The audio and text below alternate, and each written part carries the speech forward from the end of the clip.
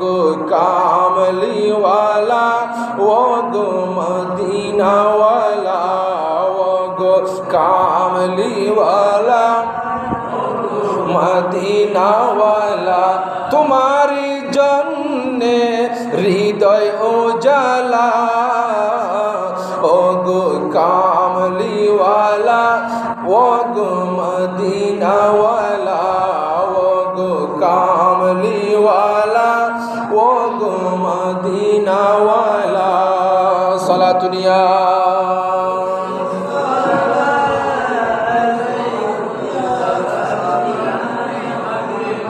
উহুদের যুদ্ধের ময়দানত মালিক ইবনে সানানে আর রাসূলের রক্ত মোবারক খাই ফেলাই আবার আর রাসূলের সিংহে লাগাইয়ে দেয় সিংহার রক্ত আব্দুল্লাহ ইবনে জুবাইর হাই আর রাসূলের ফসাব মোবারক উম্মে আইমানে রাতে পিপাসা লাগিয়ে দেয় খাই ফেলাই আর রাসূলের তিনজনের শানের মধ্যে বর্ণনা করেন লাম তুসিয়াহুন নার আর এগুন বিয়াগুনের লাগলে জাহান্নামের আগুন হারাম করে দি সুবহানাল্লাহ। কিন্তু রসুলিমে আর মতনে রসুলিমের রক্ত আর রক্তের মতনে রসুলিমের পেশাব আর পেশাবের মতনে শুধু তাই নয়, শুধু রক্ত নয় পেশাব নয় আর রসুলের ফেহানা পর্যন্ত মোবারক হওয়া করব বড় করে হন সুবহানাল্লাহ। ইয়ান কেন বন্দনা করেন আর বেগুনি টয়লেটত গেলি গন্ধ হয় ফেহানার গন্ধ হয় আমার সরকারে মদিনার যেই বাসভবনত যেই টয়লেট আসিল এদের নিজের স্ত্রীও যার নিজেও যাইতো আর রসুলের ফেহানা পেশাব করি আইলি আগে পরে নিজের বাড়ির মধ্যে স্বামী স্ত্রী থাকিলি আগে স্বামী যায় পরে স্ত্রী যায় আগে স্ত্রী যায় পরে স্বামী যায় ওই পারে আগে পরে যাইতো আমার সরকারে মদিনা টয়লেটের মধ্যে যাইতে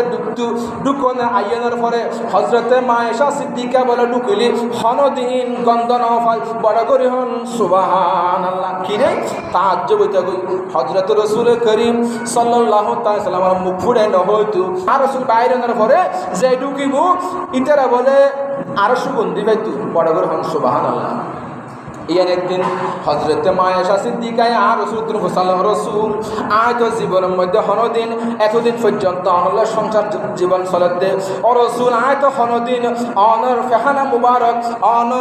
অনর ফুজালত অনর অতিরিক্ত জিনিস যেগিন অনর উচ্ছিষ্ট জিনিস যেগিন অনের রাখি ইয়ন ফেলাই ইয়ন এই কিন্তু আয়েশা সিদ্দিকায় হনদিন নদী কিলাম তখন আমার রসুল সাল্লাল্লাহু তাআলা আলাইহি ওয়াসাল্লাম বন্দনা করেন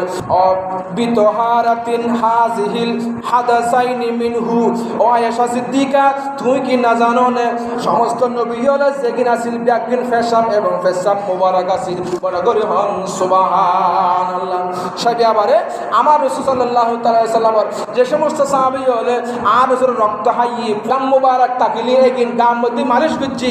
যারা হাইয়ি রক্ত হাইলু ফেসাব খাইলু এটা তো সাহাবী রাসূলুল্লাহ দে ও সাহাবী হল তুই তো উম্মে আইমান তুই তো ফেসাব খাইয়ু